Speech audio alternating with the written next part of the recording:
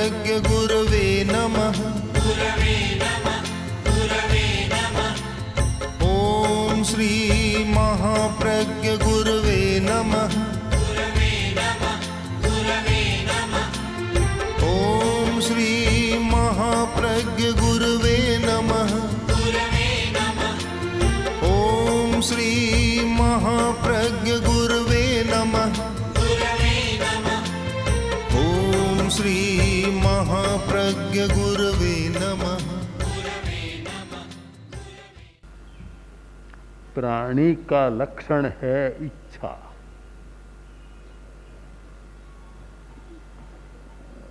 उसमें ज्ञान है, यह भी बनता है कि जिसमें ज्ञान है, चेतना है, वह जीव है, प्राणी है, किंतु वह हमारे सामने नहीं आता। इच्छा हमारे सामने आती है। एक चींटी यहाँ चल रही है और थोड़ी देर बाद नीचे, स्टेज के नीचे चलने लग जाएगी। अब इससे कोई पूछो कि तुम पहले तो ऊपर चल रही थी, अब नीचे क्यों आई? कही मेरी इच्छा, इच्छा है उसमें।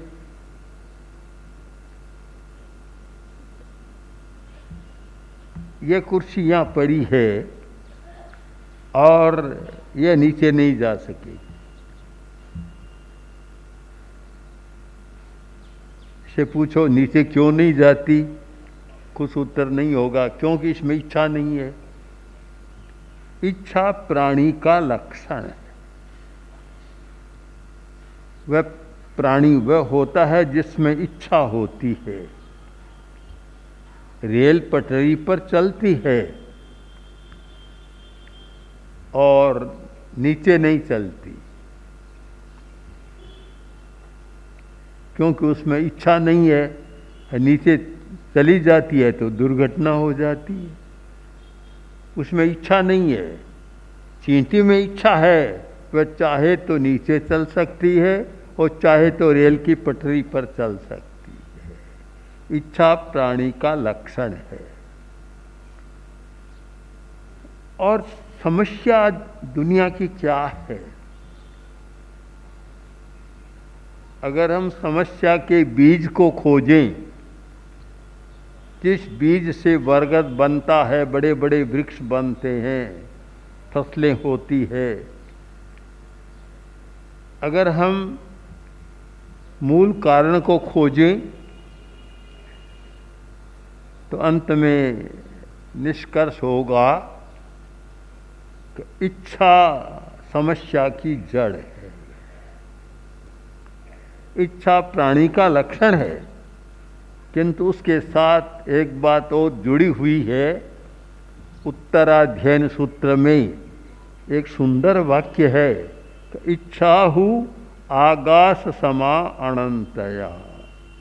इच्छा आकाश के समान अनंत है, जिसका कभी कोई अंत नहीं होता। अंत होता ही नहीं।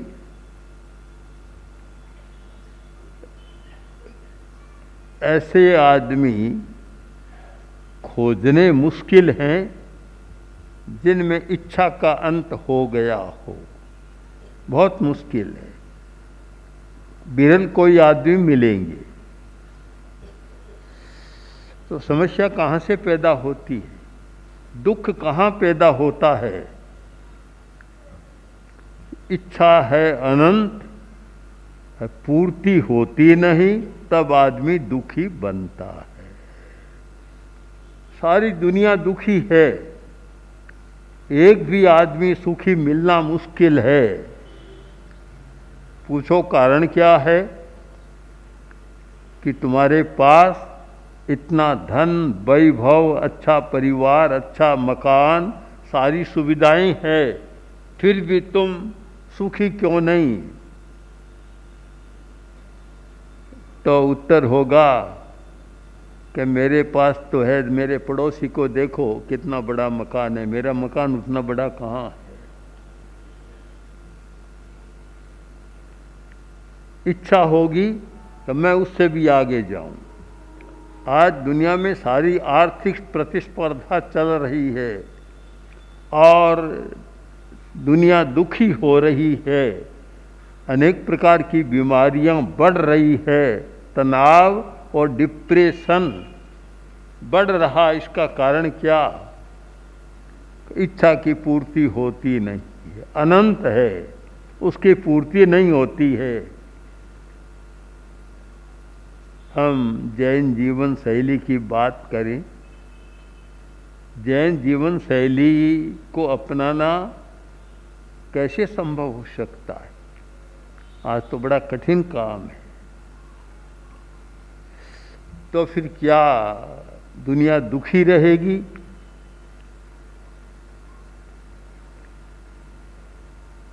उत्तराध्ययन सूत्र में इसका एक समाधान भी मिलता है। अतुष्टि दोषेण दुही। आदमी दुखी क्यों है? अतुष्टि है, उसमें तुष्टि नहीं है, संतोष नहीं है, कहीं सीमा नहीं है, इसलिए वह दुखी है। मैंने एक आदमी से पूछा कि तुम्हारे पास इतना था और उस समय का वह बड़ा उद्योगपति, हिंदुस्तान के प्रमुख उद्योगपतियों में नाम आता था, फिर तुम इतने क्यों करते हो? कि बोला मुझे नंबर 1 बनना है। बस उसका दुख कैसे मिटेगा? जब तक नंबर 1 में न आ जाए तब तक उसका दुख तो मिटेगा नहीं। एक दिन आया है, दूसरे दिन कोई दूसरा आया तो फिर दुखी बन गया। अतुष्टि दोषेण दुही बड़ा मार्मिक वाक्य है। अतुष्टि दोषेण दुही। फिर आगे एक मर्म की बात लिखी, कोई आदमी चोरी क्यों करता है, डाका क्यों डालता है, अपराध क्यों करता है, रिश्वत क्यों लेता है, दूसरे के धन को क्यों हड़पता है। अभी कुछ दिन पहले एक भाई आया, बोला कि मैंने उसको 5 करोड़ रुपए दिए, दे नहीं रहा है, बहुत दुख हो रहा है, बड़ी समस्या हो रही है। तो मैंने पूछा कि क्या वह इनकार कर रहा है? इनकार तो नहीं करता, कहता है कि तुम्हारा रुपया है पर मैं अभी दे दूंगा नहीं। अब इसका कोई उत्तर नहीं। जितने अपराध उनकी जड़ में जाएं तो असंतोष, अतुष्टि, संतोष नहीं है। तब अध्यात्म के आचार्यों ने इसका उपाय खोजा। क्या आदमी सुखी बन सकता है? इस दुनिया में रहकर कोई सुखी हो सकता है क्या? तब एक शब्द का विकास हुआ कि संतुष्टि या संतोष। इच्छा तो अनंत है, पूर्ति कभी होगी नहीं। इच्छा, अपूर्ति, असंतोष, दुख, एक फार्मूला बन जाता है। और इच्छा, अपूर्ति, पूर्ति नहीं किंतु संतोष, बस दुख समाप्त। दुख को समाप्त करना यह है सीमाकरण। संतोष कर लिया तो बस इतने से ज़्यादा मैं नहीं रखूँगा, मुझे नहीं चाहिए। उसने दुख के दरवाजे को बंद कर दिया, ताला लगा दिया, अब दुख उसके पास नहीं आएगा। मैंने ऐसे आदमी को देखा है। पूज्य गुरुदेव सरदार साहब विराज रहे थे और वहाँ मालचंद जी सेठिया।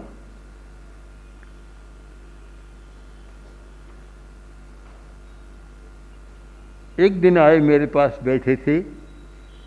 मैंने कहा तुम कभी दुखी तो नहीं होते? कि बिल्कुल नहीं होता हूँ। क्यों? कि मैंने नियम कर रखा है कि मैं 5 लाख से ज़्यादा अपने पास धन नहीं रखूँगा, और इस साल पैदा ज़्यादा हो गई तो मैंने बांट दिया, मेरे पास नहीं रखा। मेरे मन में अब कोई इच्छा ही नहीं है कि इससे ज़्यादा मैं रखूँ। एक ही उपाय है, वह है संतोष। और दुनिया में कोई उपाय नहीं है, न किसी डॉक्टर के पास, न किसी मनोवैज्ञानिक के पास, और न किसी राजनेता के पास, कि दो उसके दुख को मिटा सके। एक ही उपाय है, वह है संतुष्टि, संतोष। बस संतोष कर लिया, समाप्त हो गई इच्छा की बात, समाप्त। अब आगे इच्छा नहीं है तो दुख भी समाप्त, क्योंकि दुख इच्छा के साथ चलता है। जैन जीवन शैली एक सुखी रहने का तंत्र और मंत्र है कि आदमी सुखी कैसे रह सकता है। इस दुखमय दुनिया में आदमी सुखी कैसे हो सकता है और कैसे रह सकता है, उसका एक उपाय है जैन जीवन शैली। अगर जैन जीवन शैली अपना ली, व्रत की शैली अपना ली, तो वह सुखी रहेगा, सदा प्रसन्न रहेगा। उन लोगों को देखा कि जो सदा प्रसन्न है, अपना काम अच्छी तरह से करते हैं, भीख नहीं मांगते, दूसरे का नहीं लेते, किंतु सीमा है कि इससे ज़्यादा मैं परिग्रह नहीं रखूँगा। कोई भी गृहस्थ अपरिग्रही तो हो नहीं सकता, और अपरिग्रही नहीं हो सकता तो पूर्ण अहिंसक भी नहीं हो सकता। परिग्रह और हिंसा दोनों एक साथ चलते हैं, अपरिग्रह और अहिंसा भी दोनों एक साथ है, दोनों का संबंध है। कोई आदमी बहुत परिग्रही है और वह अहिंसक है, ये मानने में बड़ी कठिनाई है, संभव भी नहीं है। अहिंसक वही बन सकता है, अहिंसा की दिशा में वही जा सकता है जिसने परिग्रह का सीमाकरण किया है, यानी संतोष किया है। तो परिग्रह की सीमा हो गई तो हिंसा की सीमा भी अपने आप हो जाएगी। आज देख रहे हैं कि विकास के नाम पर कितने बड़े बड़े भवन खड़े हो रहे हैं, कितने बड़ी बड़ी स्थितियों का निर्माण हो रहा है। कारण क्या? वही असंतोष करा रहा है। और ऐसे लोगों को देखा कि बहुत बड़ा बनाया, बहुत किया, भोगने से पहले ही राम राम सत्य हो गया, उसके तो कोई काम आया नहीं, वह कोई सुखी बना नहीं और बनता भी नहीं है।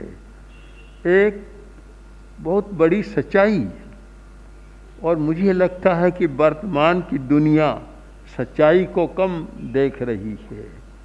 सारा एक मिथ्या बात चल रहा है, कल्पना बात चल रहा है, कोरी कल्पना चल रही है, यथार्थ को नहीं देख रहे हैं।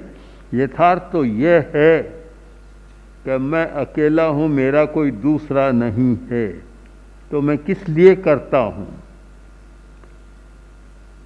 कबाड़ खाने का आदमी जो कबाड़ की चीज़ों को इकट्ठा करता है, घूम रहा था कि घर में कोई कबाड़ी चीज़ हो तो मुझे दे दो। एक घर में गया और बोला, बहन जी, बहन थी घर में, बहन जी कोई घर में कबाड़ खाने की जैसी चीज़ हो तो दे दो। उसने कहा अभी तो नहीं है, थोड़ी देर ठहरो, वह बाहर गया हुआ है, आने पर दे दो। पति भी कबाड़ खाने की चीज बन जाता है, क्योंकि जब उपयोगिता नहीं रहती, संबंध नहीं रहता, तो फिर कबाड़ खाने के लायक हो जाता है। तो हमारे सामने एक साफ विकल्प है कि जिस व्यक्ति को इस दुखमय दुनिया में, दुख बहुल दुनिया में अगर सुख की सांस लेनी है तो उसे संतोष करना सीखना होगा, संतुष्टि का मंत्र पढ़ना होगा और सीमाकरण करना होगा कि बस दुनिया में कहाँ तक फैलूंगा, कोई सीमा होनी चाहिए। मेरे सामने इन्हीं दिनों में एक व्यक्ति आया, बोला कि इतना अवकाश है कि अभी मैं चाहूँ तो अरबों रुपए और कमा सकता हूँ। मैंने कहा ठीक है, कमा लोगे, फिर क्या करोगे? फिर क्या करोगे? कि दूसरों को काम मिलेगा, नौकरी मिलेगी। ने कहा नौकरी भी पूरी नहीं होगी और उनमें भी असंतोष पैदा हो जाएगा, तो क्या करोगी? तुम्हारे पास कमी नहीं है, करोड़ों अरबों की संपत्ति है, फिर और सारी दुनिया में फैलने की बात क्यों सोचते हो? सिकंदर ने सारी दुनिया पर विजय प्राप्त की, आखिर जब मरा तब आदेश दिया पहले ही कि देखो मेरी अर्थी निकालो तो मेरे दोनों हाथ बाहर रखना, ऐसे रखना, ऐसे रखना। तो लोगों ने पूछा क्यों? ऐसे क्यों? कि जिससे दुनिया जान सके कि सारी दुनिया को जीतने वाला जा रहा है, खाली हाथ जा रहा है, कुछ भी लेकर नहीं जा रहा। हम सच्चाई को समझने का प्रयत्न करें। जीवन शैली, जैन जीवन शैली का एक दर्शन है। जीवन शैली तब बदलेगी जब दर्शन समझ में आएगा। हमें उसके दर्शन को समझना है। शैली तब बदलेगी जब उसका दर्शन समझ में आएगा। यह शैली शब्द काव्यानुशासन का एक मुख्य शब्द है। संस्कृत साहित्य में काव्यानुशासन की एक बहुत बड़ी विधा है। नाटक और काव्य, यानी दो प्रकार के होते हैं काव्य, दृश्य और श्रव्य। एक दृश्य होता है जिसे कहते हैं नाटक, वह भी काव्य है, और एक श्रव्य होता है, वह काव्य होता है। तो उनकी शैलियाँ हैं, बहुत प्रकार की शैलियों का वर्णन है। तो हमारे जीवन की भी एक शैली होती है कि एक आदमी की शैली ऐसी है कि वह प्रारंभ से लेकर और अंत तक दुखी नहीं बनता। मुझे बड़ा आश्चर्य हुआ कि इस दुखी बनने की दुनिया में ऐसे व्यक्ति भी है जो सच्चाइयों को पकड़ते हैं, सुखी रहते हैं। ओम श्री महाप्रज्ञ गुरवे नमः। ओम श्री महाप्रज्ञ